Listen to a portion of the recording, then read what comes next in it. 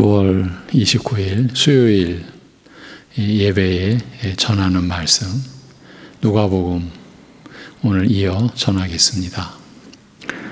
하나님 아버지,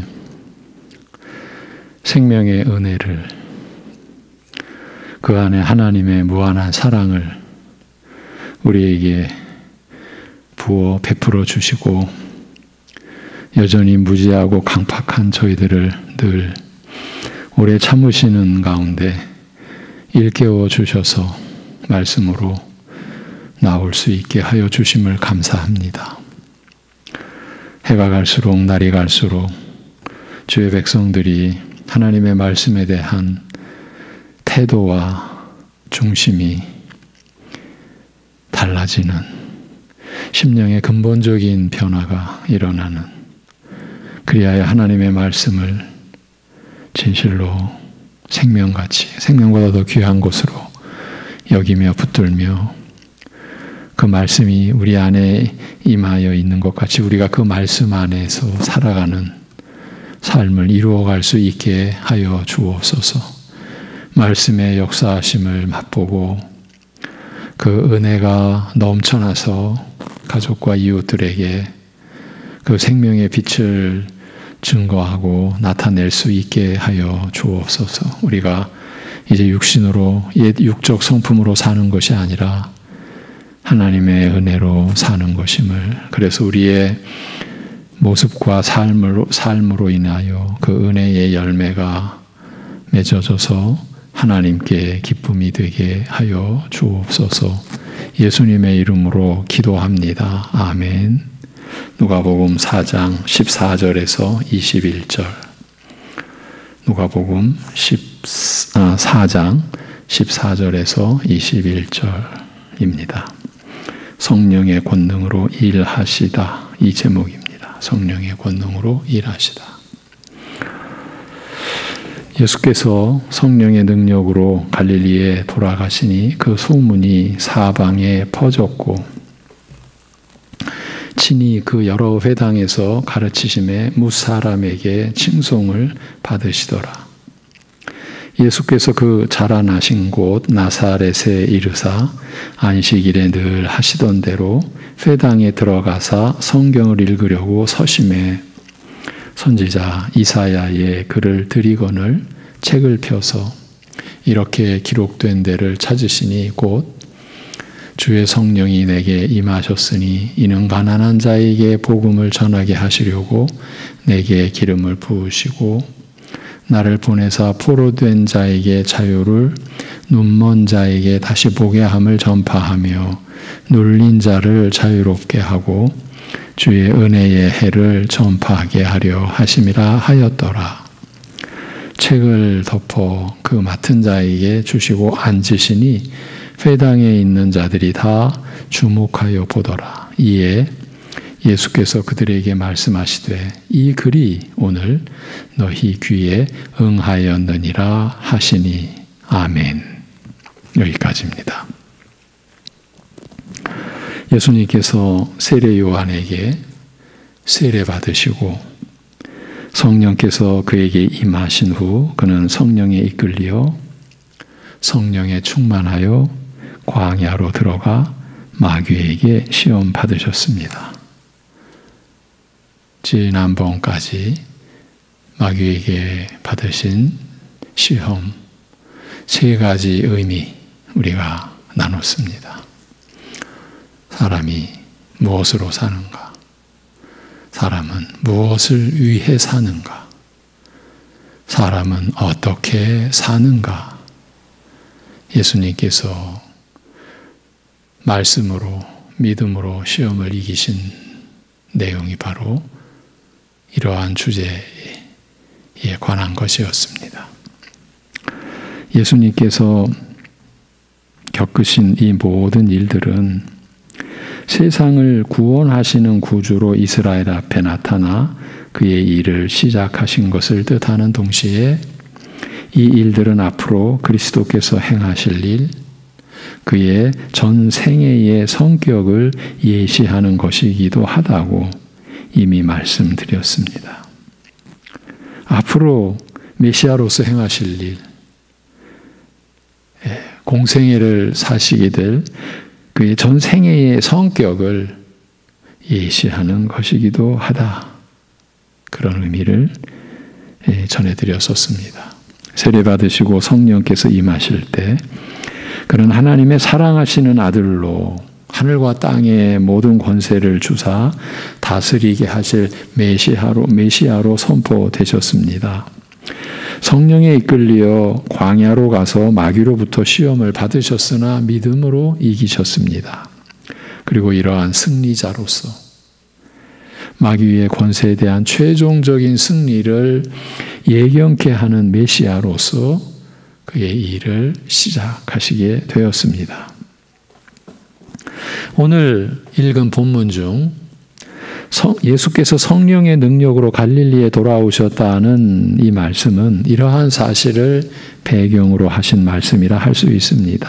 예수님께서 갈릴리로 돌아오시는 길에서 구체적으로 어떠한 일들이 있었는지 기록되어 있지 아니하나 성령님의 권능으로 돌아오셨다 하셨으므로 분명히 성령님의 능력이 어떤 형태로든 역사하여 나타났음을 짐작할 수 있습니다. 그 결과 예수님에 대한 소문이 갈릴리 주변 지역으로 퍼졌습니다. 그런데 예수님께서 성령의 권능으로 행하사 모든 사람들에게 큰 관심과 반향을 불러일으킨 사역의 형태는 주로 말씀으로 가르치신 일이었음을 그 다음 내용이 암시하고 있습니다. 예수님께서 여러 회당에서 가르치시니 모든 사람들이 그를 칭송하더라고 기록한 내용이 그것입니다. 물론 마태복음 4장 24절에 보면 이제 같은 맥락에서 기록된 내용인데 예수께서 온 갈릴리를 다니시면서 저들의 회당에서 가르치시며 천국 복음을 전하시고 또한 백성들의 모든 질병과 고통과 연약한 것을 고치셨다고 말씀하고 있으므로 예수님께서 성령의 능력으로 행하신 일이 말씀으로 가르치신 것만은 아니었음을 알 수 있습니다. 그럼에도 불구하고 성령님의 권능이 가장 강력하게 나타난 것은 바로 그가 가르치신 말씀에서였다라는 것을 오늘 본문이 누가복음 본문이 암시하고 있습니다. 성경이 이것만을 언급하거나 적어도 가장 우선적으로 언급한 것은 예수님께서 가르치신 말씀이 성령의 권능으로 말씀을 선포하신 것이 가장 중요한 일이었음을 암시하는 것입니다. 예수님께서 가르치시는 말씀에서 나타나는 성령의 권능을 경험한 사람들은 모두가 이러한 은혜의 말씀을 전하는 예수님을 한결같이 칭송하였습니다. 은혜의 말씀을 받은 자들에게 나타난 그러한 그 모습이었습니다. 예수님을 한결같이 칭송하였던 것입니다. 여러분, 성령님의 권능이 가장 강력하게 나타난 것이 바로 예수님께서 가르치신 말씀에서였다. 이러한 그 내용이 오늘날 우리에게도 절대적으로 중요한 것입니다. 오늘날 하나님 나라가 세워져 가는 사역에 있어서도 그 모든 것이 하나님의 은혜로 성령의 역사로 이루어지는데 그 성령님의 권능이 가장 강력하게 나타나는 것은 바로 교회에서 말씀을 가르치는 것으로 이루어진다라는 점. 말씀을 선포하고 가르치는 그 일 속에 성령님의 권능이 가장 강력하게 나타난다. 그리하여 그 은혜의 말씀을 받는 이들 속에 회개의 역사가 그리고 거듭나 하나님 나라에 속한 하나님의 자녀로서 세움받는 구원의 역사가 일어나는 것이죠. 말씀을 전하는 가운데 성령께서 강력하게 역사함으로써 맺어지는 열매들인 것이죠. 이제 그러던 중 예수님께서 그가 자라나신 고향 갈릴리 지역 나사렛에 오셨을 때였습니다. 안식일이 되자 늘 해오시던 대로 회당에 들어가셔서 성경을 읽기 위해 서셨습니다. 늘 해오시던 대로라는 표현이 고향 회당에서 여러 번 행하신 것을 가리키는지 아니면 이곳까지 오는 동안 여러 회당에서 행해 오신 것을 가리키는지 분명치는 않습니다만 여하튼 예수님께서는 성경을 읽으시기 위하여 일어서셨습니다. 선지자 이사야의 글을 받으시고 책을 펴서 읽으시니 이러한 말씀이었습니다. 주의 성령이 내게 임하셨으니 이는 가난한 자에게 복음을 전하게 하시려고 내게 기름을 부으시고 나를 보내사 포로된 자에게 자유를 눈먼 자에게 다시 보게 함을 전파하며 눌린 자를 자유케 하고 주의 은혜의 해를 전파하게 하려 하심이라. 아멘. 이 누가복음 4장 18절 19절에 기록된 이 말씀은 이사야 61장 1, 2절의 말씀이죠. 그 말씀이 여기서 인용된 겁니다. 예수님께서 바로 이 구절의 말씀을 그 회당에서 일어나셔서 읽으신 겁니다. 예. 선지자 이사야의 글을 받으셔서 그 책을 펴시고 바로 이 61장 1, 2절 이렇게 기록된 곳을 찾으셔서 읽으셨던 것입니다. 이 예언은 하나님께 범죄함으로 대적에게 짓밟히고 파괴된 이스라엘을 그 비참한 처지에서 구원할 인물을 앞으로 보내실 것을 약속하신 예언입니다. 이스라엘로서는 그야말로 어디 성한 곳 없이 온 이스라엘이 짓밟히고 파괴된 그 비참한 처지, 저들로서는 소생의 회생의 어떤 그 가능성, 어떤 기미를 찾을 수 없는 거죠. 우리 시쳇말로 그대로 이제 끝난 거죠. 인류의 역사 속에서 이제 희미한 기억에서조차도 끊어지는 그런 이제 신세가 되었던 거죠. 그런데 그런 처지에서 구원할 인물을 앞으로 보내시겠다. 그것이 계시된 그 약속이 예언으로 주어진 그 말씀인 거예요. 주 하나님의 성령이 내게 임하셨다라는 말로 시작하는 이 예언은 지금 세례 받으시고 성령이 임하신 후 그 권능으로 가르치시며 하나님의 나라를 전하시는 예수님께 매우 적합한 내용이었습니다. 우연히 이 본문을 읽게 되었든지 아니면 예수님께서 의도적으로 택하여 읽으신 것이든지 간에 이 예언은 예수님께 성령이 임하신 사실의 의미가 무엇인지, 그리고 바로 지금 성령의 권능으로 행하시는 일들의 의미가 무엇인지 미리 알린 말씀이었으며 예수님께서도 이 사실을 분명히 의식하고 계셨습니다. 그래서 17절에 책을 펴서 이렇게 기록된 데를 찾으시니 바로 이사야 61장 1, 2절을 찾으셨다는 겁니다. 분명히 이 사실을 의식하고 계셨습니다. 예수님께 성령이 임하신 사실의 의미가 무엇인지, 지금 성령의 권능으로 행하시는 일들의 의미가 무엇인지 미리 알린 말씀이었습니다. 그 내용을 찾아 읽으신 것입니다. 따라서 예수님께서 이사야의 예언을 읽으신 것은 사실 자기 자신에 대하여 선포하여 알리신 것이라 할 수 있습니다. 예수님 스스로 자기 자신에 대하여 예언된 그 말씀을 찾아서 선포하여 알리신 것입니다. 그건 무엇을 뜻하는 겁니까? 이제 마지막 부분에서 나오는 내용이지만 그 예언이 지금 나타난 것 아닙니까? 이루어진 그 사실을 지금 드러내고 계시는 것 아닙니까? 예. 내게 성령이 임한 것은 하나님께서 나에게 기름 부으사, 즉 하나님의 메시아로 세우사 가난한 자들에게 복음을 전하게 하려 하심이라. 예. 그래서 이 가난한 자들의 이 정체가 중요한 겁니다. 아무리 강조도 지나치지 않을 만큼의 그러한 중요성을 지닌 게 이 가난한 자들이라는 의미입니다. 가난한 자들에게 복음을 전하게 하려 하심이라고 하시니까요. 가진 것이 없는 사람들, 하나님 앞에 아무것도 내어놓을 것이 없어서 가난한 자들, 돈이 없어서가 아니요.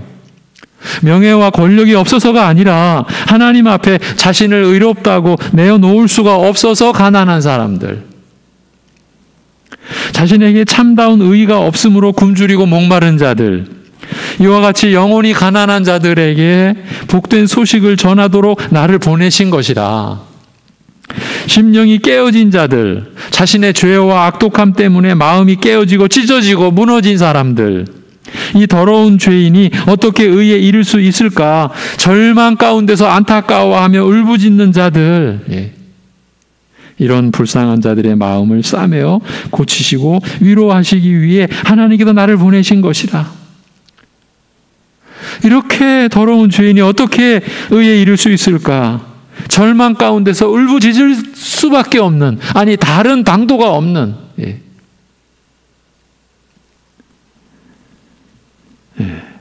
그런 불쌍한 자들의 마음을 위로하시기 위해, 싸매어 고치시기 위하여 하나님께서 나를 보내신 것이라. 지금 이러한 뜻을 스스로 그 보내시리라고 약속된 그 메시아로서 이제 이 땅에 임하셔서 나타나셔서 지금 스스로 말씀하고 계시는 것이죠. 그러니 이 누가복음의 이 기록이 얼마나 참 귀하고 중요한 내용이겠습니까? 그 복된 소식의 내용은 사로잡힌 자에게 해방을 선포하는 것이요, 얽매인 자에게 노임을 선언하는 것이라. 누가 잡아 거두어서 갇힌 것이 아니요, 인간적으로 육적으로 얽어매는 갖가지 얽매임에 묶인 것을 말하는 것이 아니라 하나님으로부터 멀어지게 하며 하나님으로부터 끊어지게 하며 하나님을 거슬려 범죄함으로 영적 생명에서 끊어지게 하는 죄의 세력에 얽매이되 소망 없이 영원히 죽어 하나님의 진노 아래 갇혀있는 얽매임이라. 여러분, 누가 이 얽매임에서 자신을 노임받게 할 수 있겠습니까? 그렇다면, 그렇게 할 수 있다면 지금 이런 내용들이 무슨 의미가 있습니까? 자신이 헤쳐나오면 되니까. 그런데 그럴 수 없는, 영원히 그럴 수 없는, 그래서 소망 없이 영원히 죽어 하나님의 진노 아래 갇혀있는 그 얽매임이라. 이런 죄의 속박에서 자유하게 하시며, 날마다 양심을 찌르는 고통에서 노임받게 하시며, 끊임없이 유혹하고 협박하여 죄로 몰아넣는 마귀의 세력에서 노임받게 하실 은혜라. 바로 이 말씀을 지금 스스로 선포하셨던 것이에요. 이것이 곧 진리의 말씀의 요점 아닙니까? 구원의 복음의 그 핵심 아닙니까? 하나님께서 허락하신 복된 땅에서 삶의 터전을 잃어버리고 은혜로 베푸신 것들을 죄로 팔아 탕진하고, 이제는 살 길이 없어 죄의 노예가 되어 사는 비참한 자들에게 이제는 희년이라, 기쁨의 해라, 내가 잃어버린 복된 삶의 터전으로 다시 돌아가라, 하나님과의 복된 생명의 교제로 다시 돌아가라 선언하시기 위해 그리스도를 보내신 것이라. 티끌과 재 가운데 앉아서 자신의 비참한 영혼을 슬퍼하던 너희를 위로하기 위하여 메시아를 보내신 것이라. 자신의 죄와 비참한 영적 상태를 슬퍼하며 통곡하는 자들에게 슬픔의 상복 대신에 기쁨의 기름으로 그 얼굴을 윤택하게 하시고, 절망으로 꺼져가는 영혼 대신 찬송의 옷을 입히시기 위해 나를 보내신 것이라. 밑둥치부터 잘려나가서 다시 살 소망이 없는 나무와 같던 자들을 다시 살려 의의 견고한 상수리 나무같이 되게 하실 것이라. 하나님께서 그의 무한하신 긍휼의 영광을 증거하도록 심으신 의의 나무가 되게 하실 것이라. 이런 의미가 아니었겠습니까? 그 이사야의 말씀을 스스로 나타내시며 바로 자기 자신에 대하여 이렇게 나타내시며 이러한 뜻을 이루시고자 나를 보내신 것이다. 예. 그러한 아버지 하나님의 그 크신 긍휼의 역사를 이루기 위하여 내가 온 것이다. 그런 의미를 지금 나타내신 것이죠. 여러분, 우리가 참 말로 이렇게 표현을 합니다만 그것이 그냥 말로 그냥 억지로 어떤 수사, 뭔가 좀 표현하기 위하여 그렇게 한 것이 아니라 그게 우리의 실체죠. 예. 밑둥치부터 잘려나가서 다시 살 소망이 없는 나무와 같던 자들, 그런 자들을 다시 살려 그렇게 해서 그것도 또 하나님께서 그의 무한하신 긍휼의 영광을 증거하도록 심으신 의의 나무가 되게 하실 것이라. 다시 살 소망이 없는 나무인데 그저 살리는 정도가 아니라 하나님의 무한하신 긍휼의 영광을 증거하도록 그렇게 그런 의의 나무가 되게 하실 것이라. 여러분, 이것이 우리가 받는 구원의 은혜에 담긴 영광이죠. 무한한 충만한 복됨이죠. 그 무엇으로도 견줄 수 없을 뿐만 아니라 대체할 수도 없는 그러한 참 영광됨이고 복된 것이죠. 하나님께서 베풀어 주신 은혜는 그러한 내용인 거예요. 자신의 비참한 영혼을 슬퍼하며 가슴을 찌르는 그것도 영원히 찔림을 받을 수밖에 없는 그런 가운데서 통곡하는 우리들에게 오히려 기쁨의 은혜를 내려주시기 위하여 나를 보내신 것이라 이렇게 말씀하는 거예요. 절망으로 꺼져가는 영혼 대신 찬송의 옷을 입히시기 위하여 나를 보내신 것이라. 여러분, 이것이 오늘 우리에게 이루어진 것 아닙니까? 그래서 우리가 하나님을 경배하며 찬송하는 그 내용, 그리고 그 찬송하는 중심이 어떠해야 하겠습니까?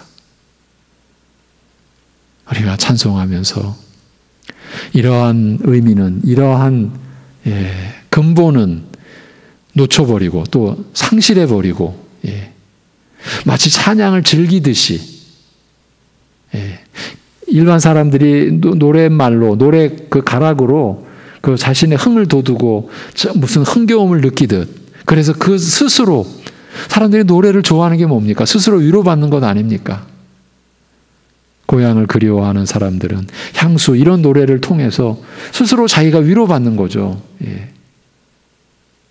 우리도 마치 그런 식으로 우리의 어떤 감정을 달래고 우리의 마음에 어떤 그 헝클어진 마음이 그저 찬송가의 가락과 그 찬송의 내용으로 스스로 만족하고 스스로 위로받는 차원의 그러한 우리의 찬송 경우도 적지 않았다고 해야 옳지 않겠습니까?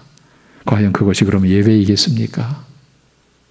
우리가 하나님 앞에 나아가 우리가 찬송을 올린다라고 하는 것이 지금 어떤 전제로, 어떤 경우에서 우리가 그렇게 찬송을 올려드리는 겁니까? 그야말로 절망으로 꺼져가는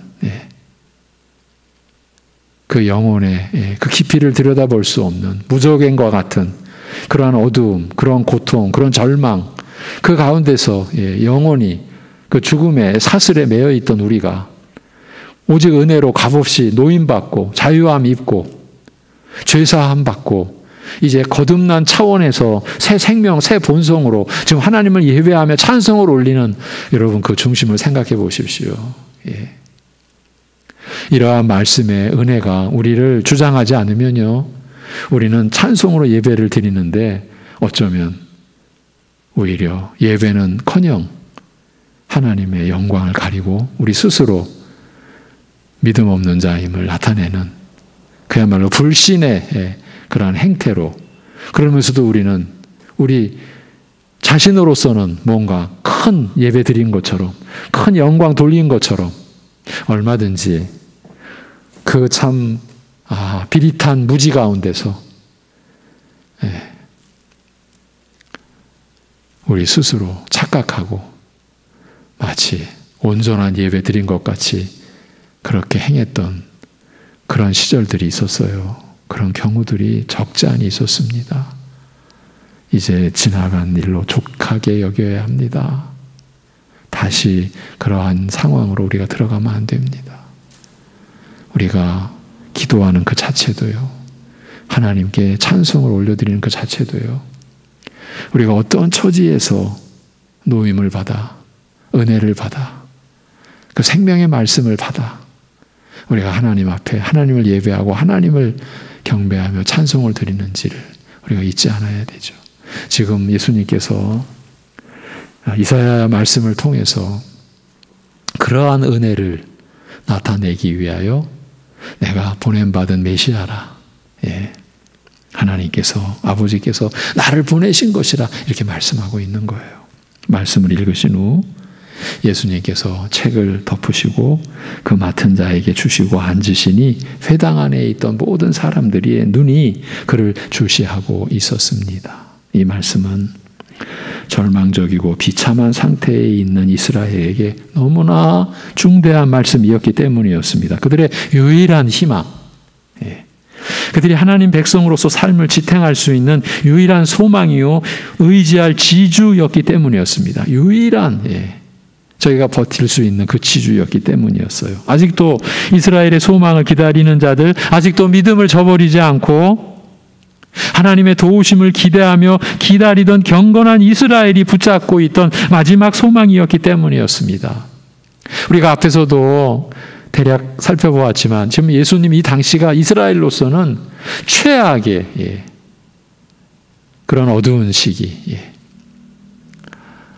멸망하여 기원전 7, 8세기 북이스라엘 또 남유다 기원전 568년 또 722년 그렇게 그 멸망에 처했던 그런 시대보다 더 어둡고 절망스럽고 더 이상 이제 비참할 처지를 겪을 수 없을 만큼 그 비참함 속에 있었던 바로 그때였어요. 그러니 이 말씀은 저들에게는 마지막 소망. 그런데 바로 그 구절을 저들 앞에서 예수님께서 지금 읽으신 거예요. 그러니 놀람과 기대에 찬 시선으로 그러나 과연 이 예언이 실현될 수 있을까? 오늘 이분의 입을 통하여 다시 선포된 예 선지자의 말씀이 우리에게 어떤 의미를 갖게 될 것인가? 기대와 의심과 불안이 섞인 얼마나 복잡했겠습니까? 기대도 불안도 또 의심도 섞인 그러나 무언가 심상치 않은 일이 일어나고 있음을 직감한 시선으로 무리들은 예수님을 주시하였습니다.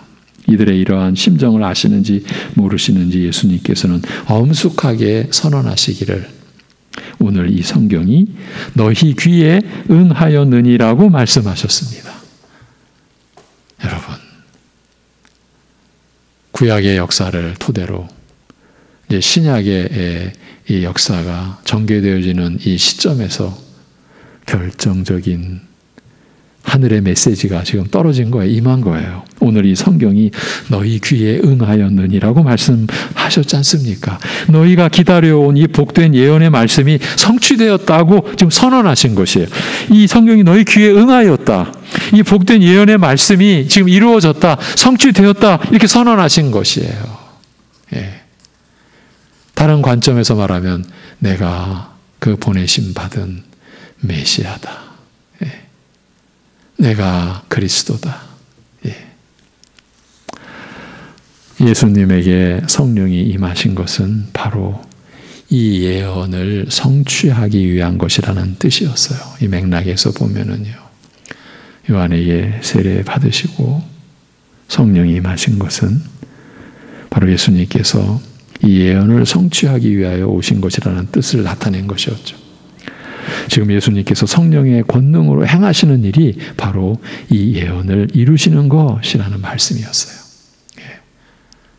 그러니 이 예언이 성취되었다. 너희 귀에 응하였다. 예. 지금 그 자리에서 이 말씀을 듣는 이들의 지금 심정이 어떠했겠습니까? 기대, 의심, 불안으로 가득 찼던 그들의 심령 속에 지금 이 말씀이 주어졌어요. 임했어요. 예. 예. 네, 여러분, 우리가 알다시피 이렇게 해서 이제 이루어진 예수님의 행적이 어떻게 귀결됩니까? 십자가에 못 박히심으로. 예. 결국은 그 목적을 이루시기 위하여 자신을 단 한 번의 제사로, 단번에 드려지는 제사로 그렇게 드리시기 위하여 오신 그 목적이 이루어지는 그 행적으로 지금 예수님의 공생애가 이루어지는 걸 우리가 알고 있습니다.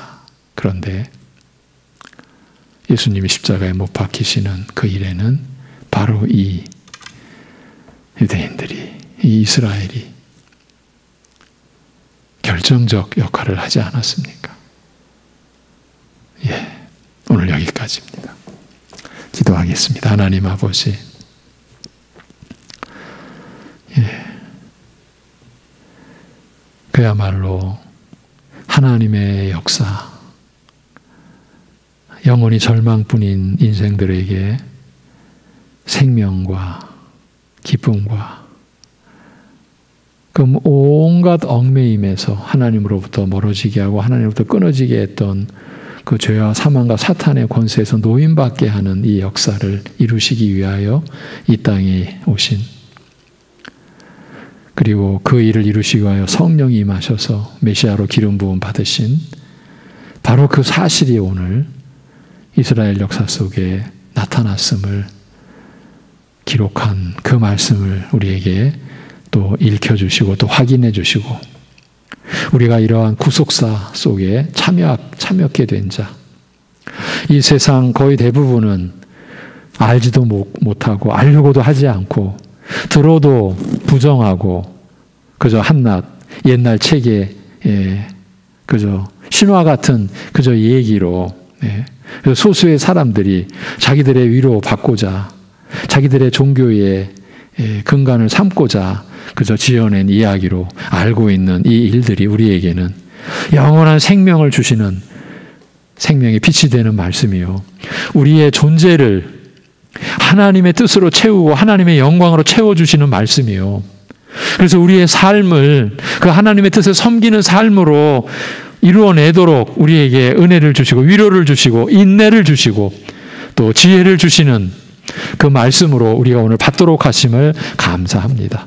이 말씀이 너희 귀에 응하였다라고 하는 그 역사가 오늘 우리에게도 이루어졌고, 우리가 세상 사람들이 그저 비아냥거리기도 하고 하찮은 것이라도 여기는 그저 한 권의 책이라고 여길 뿐인, 그러나 이 신구약 성경이 바로 이 역사의 가장 근본이 되고 이 역사를 받쳐주고 이 역사를 종결짓고 그 이후에 영원한 하나님 나라를 이루어낼 그러한 하나님의 말씀이라는 것을 우리가 받들고 붙들고 이 말씀으로 또한 살게 하여 주심을 감사합니다. 하나님 아버지, 이 믿음을 굳게 하여 주옵소서. 이 믿음에서 떨어져 나가거나 탈선하지 않도록 우리를 붙잡아 주시옵시고, 어찌하든지 하나님의 말씀을 보고 또 듣고 알려고 하는 이 말씀을 사모하는 심령들 가운데 하나님의 충만한 임재하심이 그들의 삶 속에서 나타나고, 그래서 그 은혜를 누리고 그 은혜를 나누며 살아갈 수 있게 하여 주옵소서. 우리 주 예수 그리스도의 이름으로 감사하며 기도하옵나이다. 아멘.